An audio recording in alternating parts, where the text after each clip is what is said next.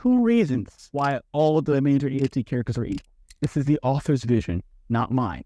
Morality is not subjective. However, people have different interpretations of what morality is. What I'm putting on the screen is a line from the Geneva Convention. And you'll notice everyone, including your precious Mika, so yes, I'm looking at you, Kinda, is a war criminal under our today's ultimate. Obviously not war criminals in that world since they didn't sign any international agreements, but they are war criminals. They attack the civilian population that had zero military use. Remember, Eren transformed under an apartment building to declare war against a completely vulnerable place, a city. It's a residential area. And you say, well, they were planning on them attacking. They were getting ready for it. They declared war. I remember you can probably feel nostalgic about the trailer for season 4. I would like you to go back to chapter 100, go back to season 4 part 1. The plan that the bad guys set up in Liberia, the plan was to have a bunch of civilians killed so they can take back the founding titan so that genocide wouldn't happen. That was the plan. They were not planning on launching an assault.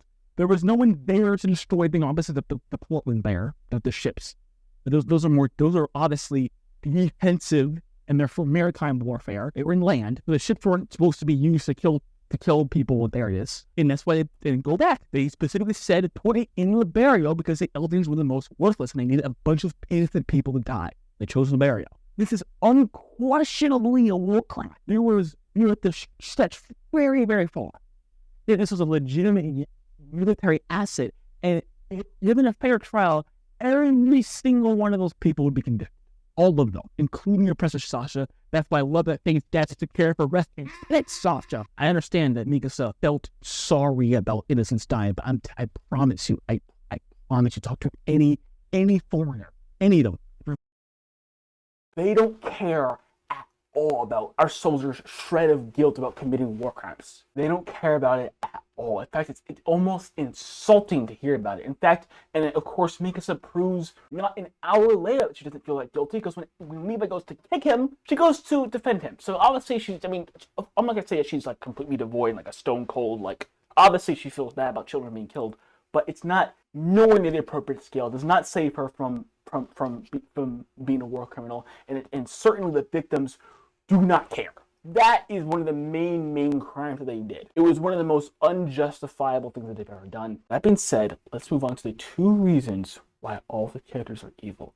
Number 1, to avoid war. Now, there is obviously a very glaring reason why you should avoid war, a glaring solution to avoid war. This, of course, is found in 112. Now, contrary to what some people might tell you, 112 most certainly was not about killing all your enemies so your children can live in a paradise built upon the blood of your enemies. It was about forgiving each other. So that's the very main antithesis to war in AOT, but it's actually a second sort of hidden, subtle antithesis, and this is why I think it's very problematic when people say that Mikasa is a good person, especially when they bring up that she saved the world at the end. So let's do this. So Mikasa is a good person, and she's a great person for killing Eren at the end of the book. So this means if she did nothing wrong whatsoever, is deserving of 0 punishment or judgment at all in any of her actions, that would mean then that it is viable to seek unstained glory through warfare. Now, that principle in and of itself is obviously very problematic, as you can already probably tell, but the other thing it does is it encourages people to seek glory through war. If you're going to say Mikasa should be glorified for saving the world with 0 blemishes, 0 judgment, then that means that you are saying that people should seek glory through warfare, which it's not hard to see how that would encourage more warfare and interventionism, which usually causes more problems and solutions. Now, I'm not gonna dive into the complex politics of interventionism.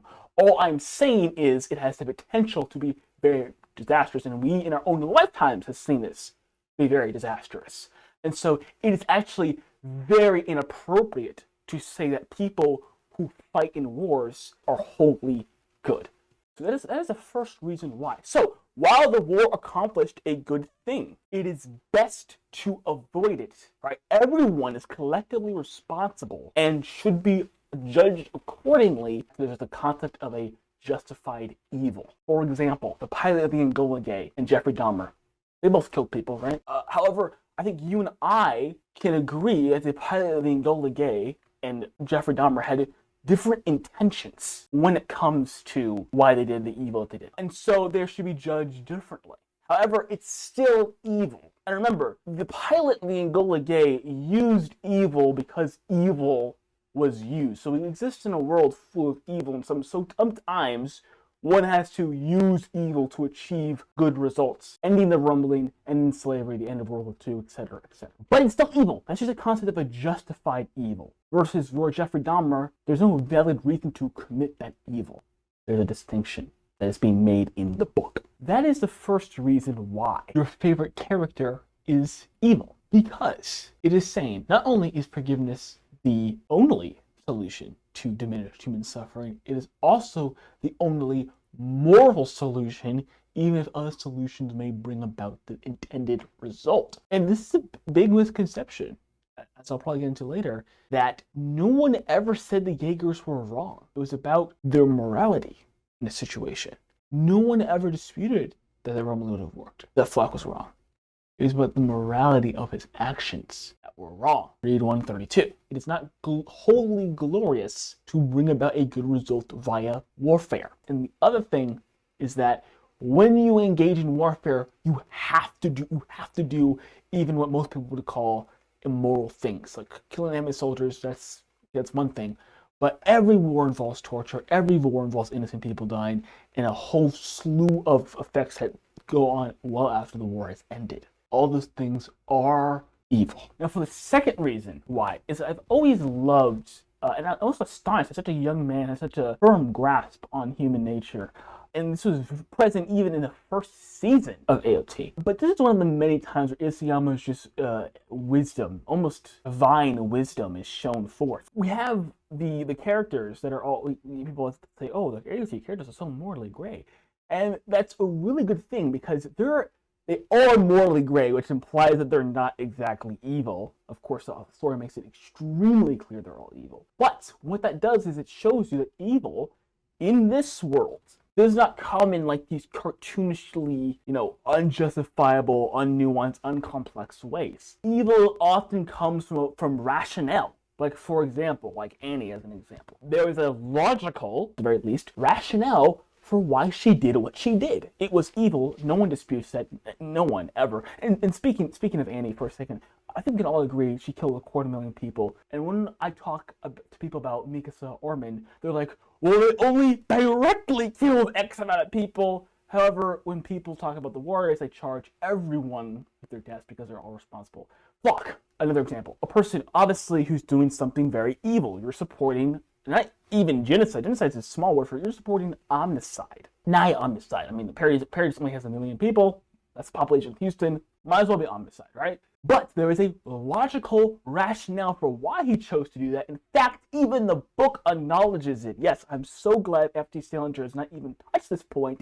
But chapter 132, and this was stated in the anime, chapter 132, Flock says a devil has to save us, and Hanji says, you are right. You're right. She says you're right. Now, does Isyama wholly and thoroughly condemn the rumbling? Absolutely. However, he did have a logical reason for why he did it, and his logic made sense. However, while it was logical, it was still evil. Like Annie.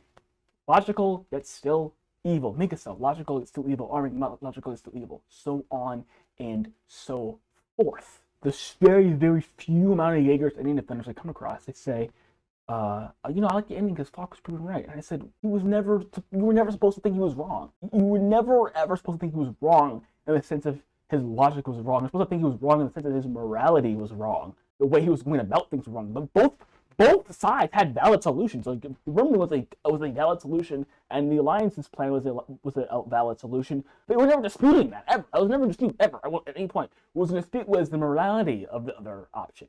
So when it comes to interfacing in the real world, it is very useful to ask yourself, if someone is acting that way, you can ask yourself, what is the rationale behind it?